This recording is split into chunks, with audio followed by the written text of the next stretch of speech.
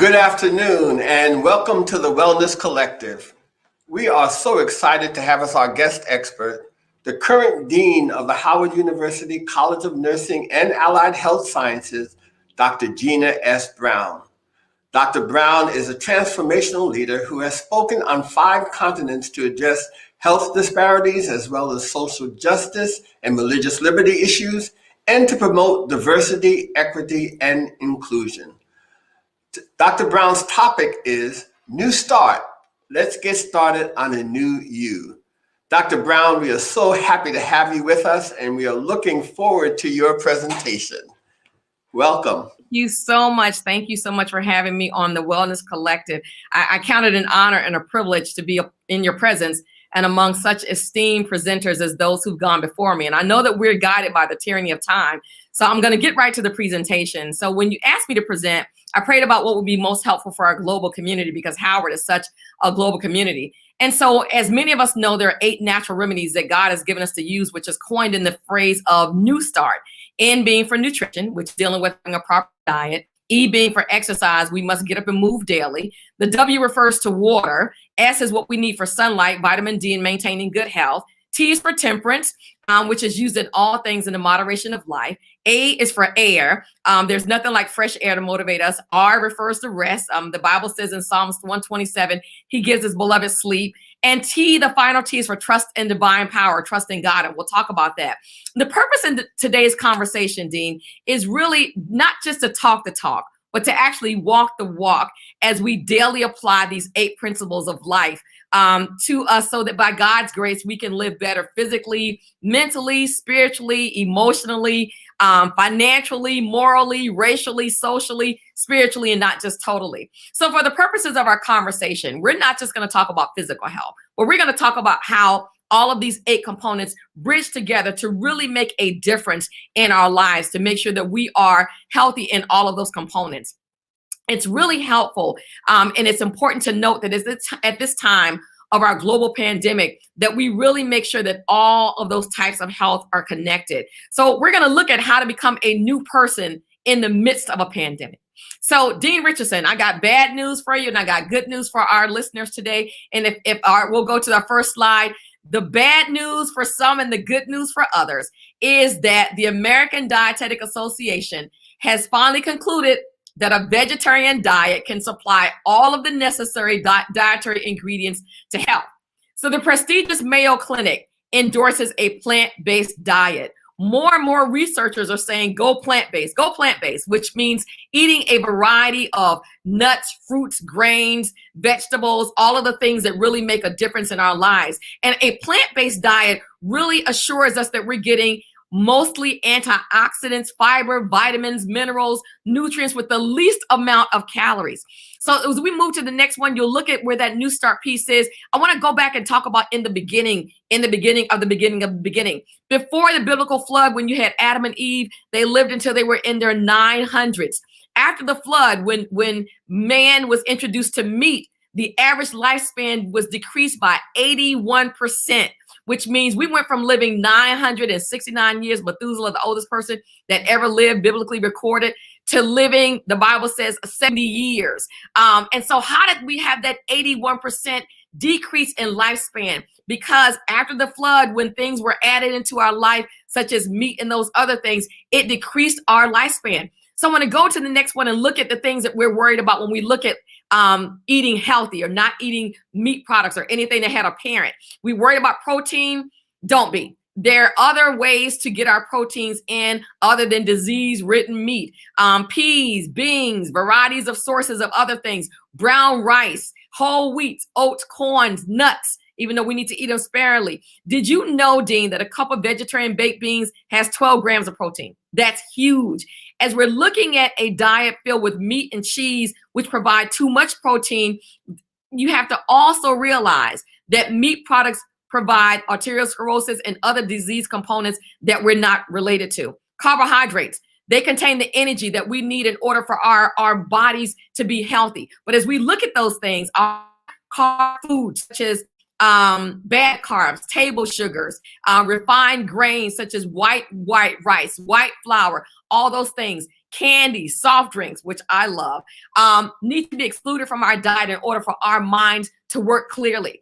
Our good carbs, such as potatoes, brown rice, our whole grain breads, our foods, all of those things are the things that we need to look at.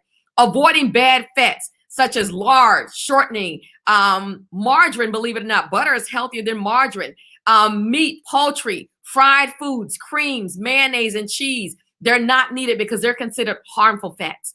Fibers are what we use to scrub our colons clean. So really making sure that we're eating a lot of fiber. Whole plant foods are full of fiber. Looking at sodium, salty foods such as meat products, pickles, canned foods, cereals, they promote high blood pressure and heart disease.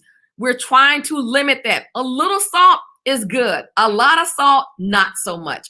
Well, what should we eat? Glad you asked. Whole plant foods, which are bustling with nutrition. They're nutrient dense and calorie shy, which means we can eat a lot of food and have a little bit of calories. Every day, enjoying liberal amounts of vegetables and fruits. Nothing is lost by refining and preventing heart disease and really making sure that we have a difference. And then if you look at breakfast, still the most important meal of the day. Why? Eating breakfast like a king, lunch like a queen, supper like a pauper, making sure that we have our heaviest meal in the morning so that we can burn all of our energy out. Next letter in New Start is E for exercise. Exercise. There's so much that exercise does for our bodies. It increases our lung capacity, recharges our oxygen supply. It improves our blood pressure, circulation, strengthens our hearts, lowers our cholesterol. It relieves stress and tension, depression, and improves sleep naturally without taking pills. It can reverse heart disease. I'm glad you asked me about that.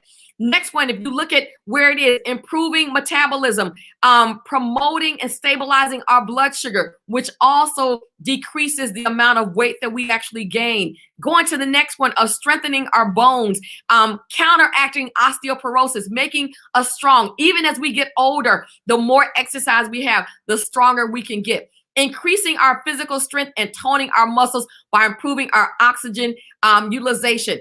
Preventing cancer. Yes, exercise can help to prevent cancer. You may ask, what kind of exercise is the best? I'm glad you asked. Walking is the ideal exercise. Other activities are swimming, cycling, gardening, yard work. One of the benefits is that you can combine yard work with the other piece. How much exercise should you have? Glad you asked. 150 minutes per week. That's about 30 minutes, 5 days a week. Some people say, I haven't exercised in years. And I'd say, good. You start out slow, you build up. You want to make sure that you are not sedentary. Our people today are so sedentary, and particularly with COVID going on. Some people have just sat in chairs and sat on couches, and our obesity for children is at an all-time high. Dean, I've run 10 full marathons, hundreds of other races, and I can tell you that while I've hated starting every single race, I've never hated finishing every race. The serotonin release levels that we get when we exercise are phenomenal. So I'm going to ask everybody today, commit to some type of exercise and move it. Our next letter in New Start, having a new life, is about water. And sometimes we'll say, anything but water, please. Some people really hate water. And it's something that God gave us. He gave us nutrients and minerals and vitamins in plain water. So I know that sometimes we may not say anything but water, but when we go to a drive-in, we say anything but water. We say soda, we say Mountain Dew, we say coffee, we say a milkshake, we say all of those things. But Dean, did you know that our brains are 80% water? So that means that when we drink our water, it helps us to think clearly. It really makes a difference when we're drinking our water in terms of the osmotic load that we put into our bloodstream, which makes our blood sticky and run poorly. Only water can move to our components, and go back to our slide of water. Only water can make the difference in where we are. So I know that Howard is a community, and our global community talks about research. So I want to give you some research stats as we talk about water. In one study, men who drank 5 or more glasses of water daily had a 54% less chance of having a heart attack than those who did not. The next study, people who drank 2 8-ounce glasses of water 20 to 30 minutes before they ate their meals had an average of 75 less calories consumed at dinner. Next one, in another study, 2 8-ounce glasses of water before meals gave people a 44% chance of losing weight over a 12-week period. That's staggering. Not coffee, not soda, not other things, water. I want to talk about caffeine as we talk about water, because some people say, well, if I'm drinking coffee, maybe if I just get my caffeine in, I've got to have it. Avoid caffeine. Caffeine is a diuretic. Diuretics are things that pull fluids from your body. Caffeine can raise your blood pressure. It can raise your blood sugar. It can increase your blood fats that are in your body. It works on your nervous system. It causes irritability, anxiety, tremors, chronic fatigue, and insomnia. So I want to talk about what happens if we don't drink enough water. First of all, our kidneys have to work so much harder to excrete the toxins that are in there and that are damaged, and it damages our cells. Did you know that chronic lack of water is linked to bladder cancer? Wow. Fatigue and headaches, a common result of not drinking enough water. And when we're thirsty, we're already dehydrated. So we need to really look at drinking water, 8 cups a day. How much? 8 cups a day. If you can't get in 8 cups a day, simply take your weight, if it's 150 pounds, and divide it into 2, 75 ounces a day. We should be drinking half of our body weight in water every day. I want to look at the fact that water is of vital importance. We need to really use it for our health and vitality. Looking at our next letter in New Start, S for sunlight. When we think of sunlight, I want you to think of several things. One, sunlight and serotonin relate together. And serotonin is what our body gives off when we're looking at healthy things that really make our body do differently. So when we think of sunlight, we often think of luxury sun, being in the Caribbean with stops at other enchanted islands, really thinking about Jamaica or Barbados, or sometimes we think cancer because of the sun component. These extremes are just that. They're extremes. But the myth has been busted, Dean. Sunlight protects and provides against skin cancer because we have what's called melanoma. And that melanoma, a study in the Journal of Cancer for European Studies said that 4 to 5 hours of sun for people who have melanin in their skin makes the difference. Another great piece of that is that as you have sun in your life, it reduces the risk of cancers such as prostate cancer, colon cancer, lung cancer, ovarian cancer, bladder, uterine, esophageal, stomach, pancreas. All of those things relate directly to having enough sunlight in our lives. Did you also know that sunlight increases immunity? It increases immunity by exposing us to sunlight. And that means that our infectious systems are working overtime to make sure that we are in optimal health. Sunlight strengthens our bones because vitamin D is what we get from the sun. And so as we're basting in the sun, that vitamin D makes the difference in building healthy bones. It prevents rickets and it prevents and reverses osteoporosis. So there's a direct correlation between sunlight and reversing dental cavities. I bet we really didn't know that. Sunlight also prevents and shows and promotes a sense of well-being. So the more we're in the sun, the more our moods are better. It also improves our sleep. So while we're combining it with exercise, it also works against chronic depression. Some other benefits are working against hypertension, against things like Crohn's disease, arthritis, those things. Sunlight is really a good thing. So I want to make sure that as we're looking at vitamin D3, taking that if we don't get enough sun exposure, really making the difference in getting out there and being in the sun. The next letter stands for T, for temperance. And Dean Richardson, I really need us to rethink moderation and balance as we look at these things. The goal of temperance is living in peak performance, peak health performance, peak physical performance, peak mental performance, really making sure that we have emotional well-being. Temperance really means to just simply abstain from things that are not good for us and to really make sure that we use things in moderation that really are good for us. And we think of temperance, we think of showing restraint in alcohol or that. But temperance affects our lifestyle in so many ways. And here's how: overeating, overworking, too much play or not enough play. Any unbalance in our life needs to be fixed by temperance. Common sense changes in our life. You can make some common sense changes in your life that will reverse decades of problems in your life. We can now plan to have moderation of healthy components and make the difference in abstaining from those things which are not in our lifestyle.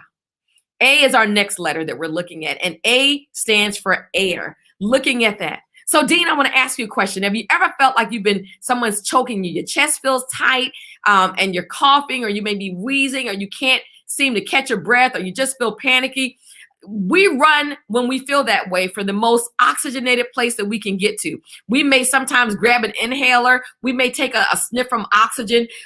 We may do those things. And the scenario for that is not uncommon because there are 20 million Americans who suffer from asthma.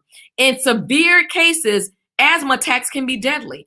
Asthma attacks kill 5,000 people on average per year just in the United States. Do you want to know where asthma comes from for the majority of people, and especially people who get asthma as they're an adult? Because there are 159 million Americans out of the 300 million Americans in the United States live in bad air. And so a research study has really concluded that 30% of childhood asthma is due to environmental exposures, which cost a whole lot of money. Another study suggests that air pollution contributes to development of asthma in previously healthy people. So you can be healthy and then all of a sudden become an asthmatic.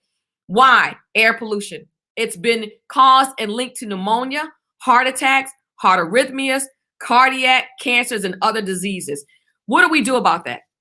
Well, I want to talk about an incredible story that happened in 1919, right after the flu epidemic or pandemic like we have now with COVID, where there was a hospital in California with overflowing patients. And the head doctor called the army to put these patients out because they were dying from the flu or COVID, as we would look at it right now. The overflowing patients removed the tents outside because they were told that they were going to die. And so they put them outside in these tents and they put water bottles at their feet just to keep them warm, just to give them some fresh air as they were dying. What happened was people who were outside in the fresh air recovered, while the ones in the hospital actually died. Why is that? Because the air that they received from the outside became a healing property for their lives. So I want to encourage us to look at fresh air, its importance, how to get away from smog and indoor air pollution, and to really make a difference in our lives, to make the difference in what it is we need to do to be healthier people. I want to go to our next letter, which is R, and that stands for rest. Wow. I know that today, as never before, the pressure is on. We work from home. A lot of people work from home. And so we found in research studies that people who work from home actually can work longer hours than those who actually work in a regular 9-to-5 building. The pressure is on. It's pressure to beat out the other guy. It's pressure to get the highest grades in school. It's pressure to advance to the next level. It's pressure to just make the ends meet on the teetering economy that we're in. It's pressure to not sleep. It's pressure to not have time to meditate. Pressure to not have time to rest. There's pressure that says that we need to pop pills to keep us up and pop pills to make us sleep. We got to drink more coffee. We got to use energy boosting techniques to stay up late into the night, and particularly in our college community, to really make those differences. I want to talk about a study that was done where 44 college students put in all-nighters and then took tests in critical thinking.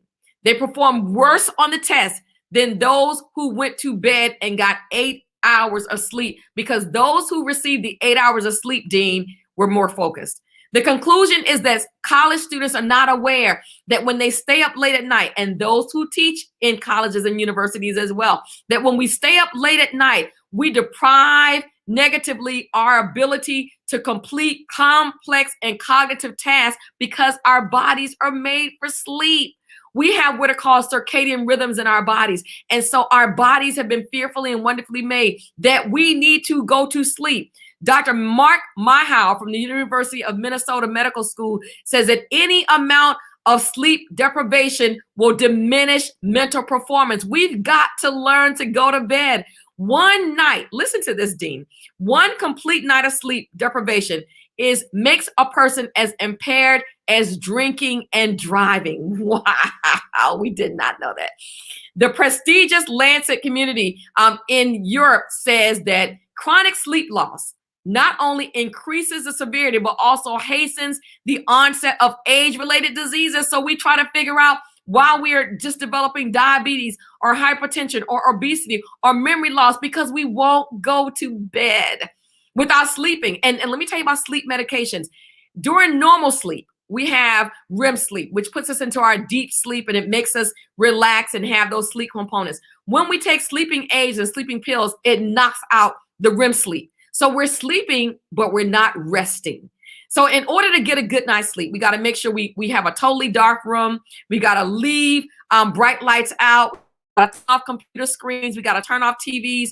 If you've got to have light, use a night light to go to the bathroom. A dim red light or dim blue light is best, but we've got to make sure that we go to bed. That's why it's important that we engage in active exercise daily to make sure that we're counteracting that mental and emotional fatigue. And we've got to find an outdoor activity. We've already talked about air and exercise and how those relate, but we got to make sure that we skip some TV viewing, get out there, get in the air, and have some rest. And then as we talk about rest one more time, if you go to the next slide, we're going to talk about avoiding caffeine because it causes insomnia, maintaining a regular schedule for going to bed and getting up. Consistency and regularity in our lives makes a difference. Go to the next slide. As we look at making sure that we're resting well, making sure that we're not eating within a 3-hour period of going to bed. So if my bedtime is 10 o'clock, I shouldn't be eating anything past 7 p.m. in the evening. Our stomachs need to empty themselves out, and so that our bodies in totality can rest.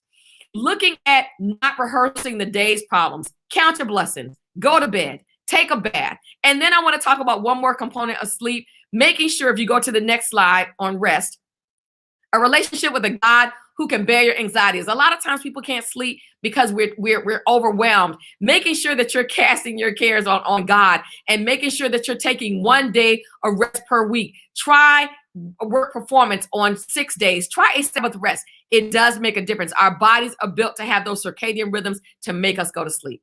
And then I want to get to our final letter in New Start. Having a new you is T. Go to the next slide. Trusting in divine power. For some people, the changes that we need to see are small ones. And if you go to the next one, you'll see that they're actually there. Sometimes it seems like, wow, that's a lot of information, and I can't make this change, Dr. Brown. I don't know how I can do this. I've got hypertension, and I've got diabetes, and I have obesity. The changes seem insurmountable. Regardless of the changes that need to be made, achieving good health.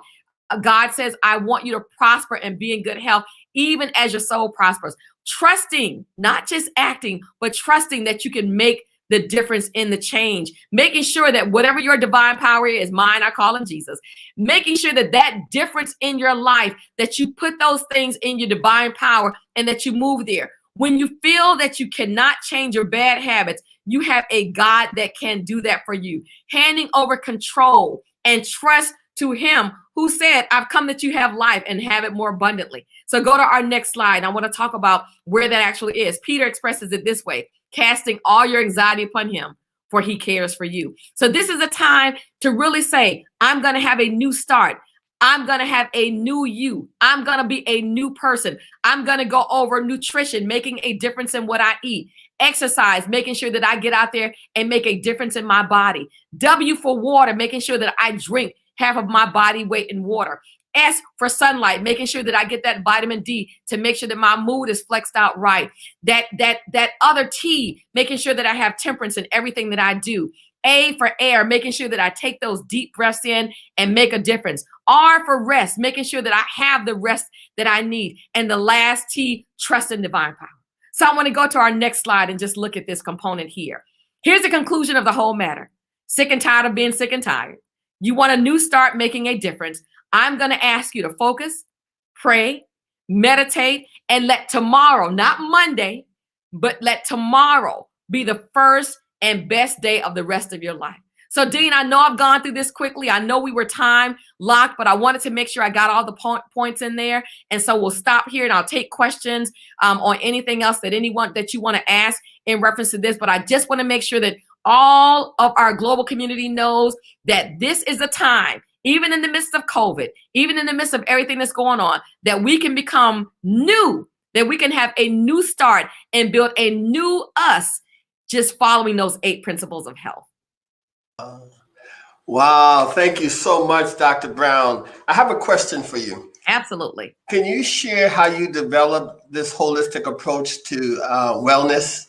So, Dean, I'm glad you asked that question. This is not my development. New Start has been around probably for about the last 50 years. If anyone Googles New Start, their whole books, there's research, there's data driven. It's already out there. All I did was took it, put it together, and shared it with our community. So it's research backed. And if you look the last two slides that I have, there are tons of references from NIH and from the global community that really demonstrate what New Start is. So this is not new. This is just us bringing it to our global Howard community and allowing them to see that they can become new people by following these 8 simple principles of health. But what attracted you to this perspective? What caused you to look at wellness in a more holistic approach? So when I did my dissertation, I started it in 1997. I finished it in 1999. And I knew that there was a connection between wellness, health, the body, and the mind. They're directly connected. So if I'm not eating right, I'm going to carry that stress probably in my abdomen. I'm going to carry those stresses there. So I started looking at the relationship of that. And then because I was the only African-American at George Mason in my doctoral program, I said, which part of our community is less focused on that? And it was African-American men. So I started to look at the stress and coping mechanisms experienced among African-American men, which is what I did my dissertation on. When you look at those components, you look at the fact that our men die 7 years younger than anybody else, than women, Black women, than white men, are Black men. So as I started to look at those components and started to look at my own health and my own health challenges, I said, I've got to exercise. I've got to eat right. I've got to do right. And if my mind is not right and focused on Jesus, then I'm not going to have anything to give to anybody else. So that's where those components came from, Dean. As a member of the Academy, how do you think we're faring in terms of not just Howard, but academia in general, in terms of promoting a more holistic approach to medicine, to wellness? Where do you think we are? So I think it's a great question. President Frederick actually has put a lot of time and attention into the food deserts in Ward 7 and 8, and where we are with our nutritional sciences department. As you well know, that's under the College of Nursing and Allied Health Sciences, the baccalaureate, the master's, and the doctoral program, in addition to the nursing components and other pieces. We as a community, we have food deserts, we have issues. We're not treated fairly. Our social disparities of health all relate to what we eat and how we act and the lack of exercise. All of that's related together. So we're doing a good job, but we got to do much better, Dean. We got to do much better. Thank you so much. You really helped us a lot, and we're looking forward to your next visit to the Wellness Collective. I'd love to be here. Thank you for having me, Dean. And I hope that the global components that are there will help each and every person have a new start, a new you in 2021. Thank you so much. Take care. Thank you, Dean.